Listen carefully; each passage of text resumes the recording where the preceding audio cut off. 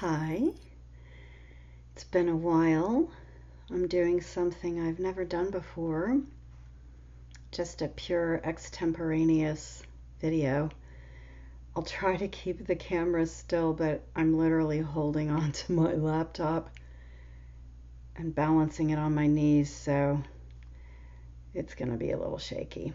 I'm not in my studio because there's somebody down there and it's just not available to me right now. And the lighting is weird. Let's see if I can fix that. I don't know. I guess that helps a little, maybe. It's weird. Let's see here. Maybe that's better. Yeah. Anyway, I hope you're okay. Hope everybody made it through and had a good summer, and we're coming into autumn now in the northern hemisphere. I am just doing a quick update for anybody who actually belongs to the channel.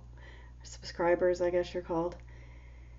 Please forgive the extemporaneousness and the jittery. I'm nervous. I usually prepare.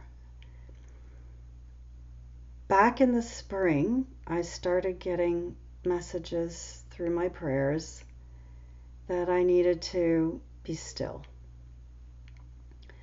Just be still and know God.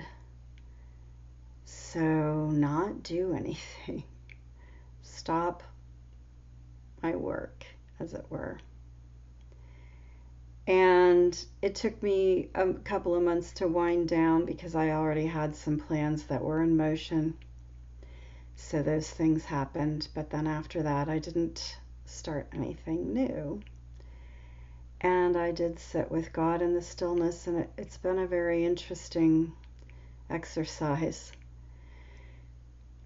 And it's brought me to a new place. You know, we all keep learning and growing as long as we're striving to do that.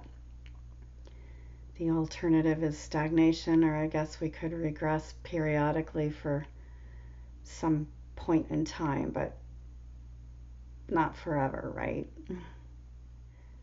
So in June, early June, I got together with some other Divine Love followers for a prayer retreat, and it was very special for me because I felt like I was given permission and an opportunity to bring my full, genuine self and to share my true gifts. And that was so delicious. I had a really hard time coming back from that.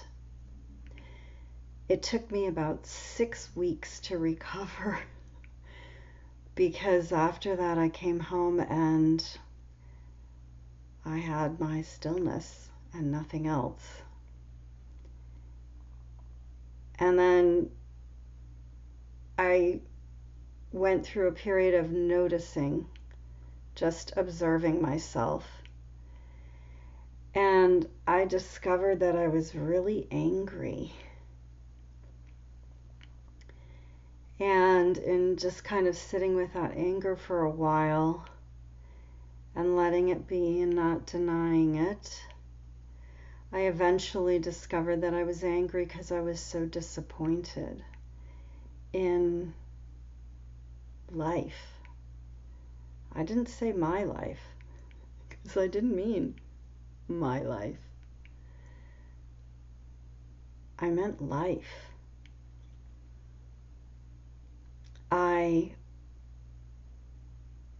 Growing up, I had a lot of challenges, as I think probably most people do, and a lot of things I needed to overcome. I needed to overcome dysthymia, which is a low grade but very, in my case, decades long, multiple decades long depression. I had anxiety that was undiagnosed, untreated. and I had the neuroses of perfectionism.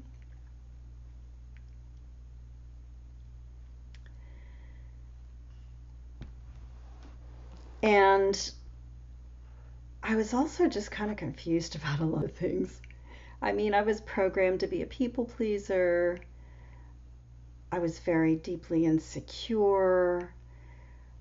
I had low self-esteem combined with a lot of confusion about my low self-esteem because everyone else seemed to, I don't know, people saw me differently than I saw myself. Let's just put it that way. I was the target of a lot of jealousy, and I thought, that's so weird. I'm not great. So I never really understood the jealousy. So it was confusing. I had all these things to overcome. And I worked really, really hard to get well. And the whole time I was working to get well, the carrot that was in front of me was a false belief that there was going to be a pot of gold at the end of the rainbow. I really believed with everything I had that what was wrong with my life was me. And that if I would just get well and do the work, I was going to have a beautiful life. So I did that work. And it was so hard, I can't even describe it. God only knows how hard I've worked, how much I've sacrificed, pretty much everything, just about. And how I've given my whole self to do that work, only to discover, now being healed, no dysthymia, no anxiety, no neuroses. I'm disillusioned, which is to say I'm no longer harboring under false illusions or anything. So I've come to this place of being well and being whole and being healed and knowing myself, only to discover I'm not broken. The human condition, this fallen world,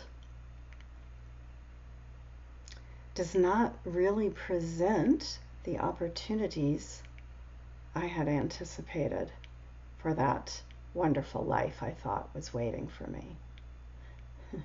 And you know, there's a carrot and there's a stick, right?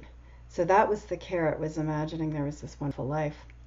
The stick was kind of a combined 1-2 punch. It was a fear of failure, and it was also a knowing that there's no way out. Like, the good news is you can't die, okay? The bad news is you can't die. So you're just sort of stuck. So that was the stick that kept, having me pull myself up out of bed with a whip and a chair every day to just keep slogging through the hard work. So the carrot's gone and the stick is kind of gone too, because I just don't care anymore. I don't have fear. But all my motivation's gone.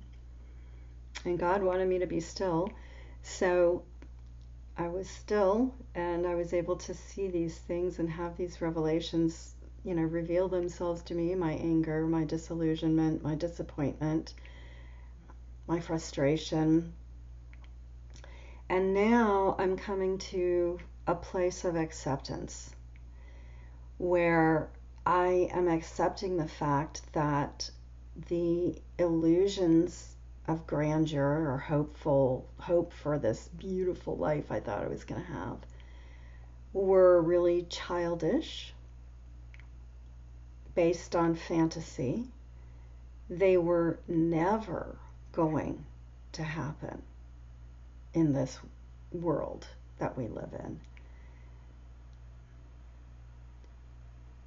No matter what I did or didn't do.